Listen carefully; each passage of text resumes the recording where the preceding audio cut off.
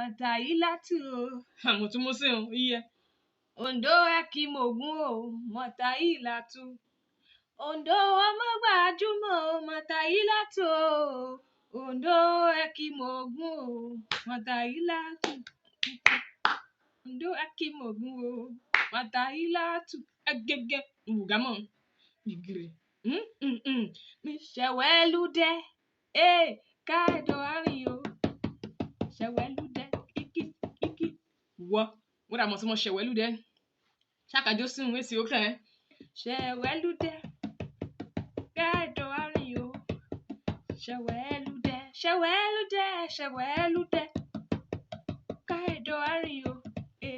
Shawelude. Mi uye wese. No ni? Uye akashe. Uye wese o. Amagwawo. Uye wese.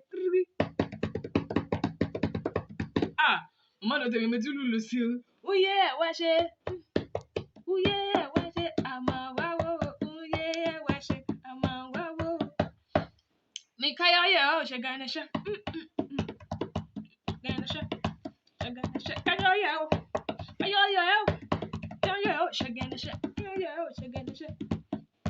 Shaganesha. Mi ọmọ mi gbé mi lékè ayọ̀. Gbé mi lé. Ọmọ mi gbé mi lékè ayọ̀. Gbé mi lé. Ọmọ mi gbé mi lékè mele fún. Ọmọ mi gbé mi lékè ayọ̀. Gbé mi lékè mele gùn.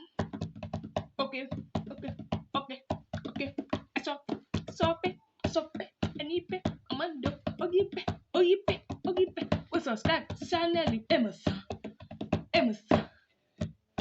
Amando. What's the live channel Amando? YouTube. I think Rachel TV. No. Me we subscribe to the channel me Emerson. Me mo fe ka bugama e odu e ba subscribe bugama.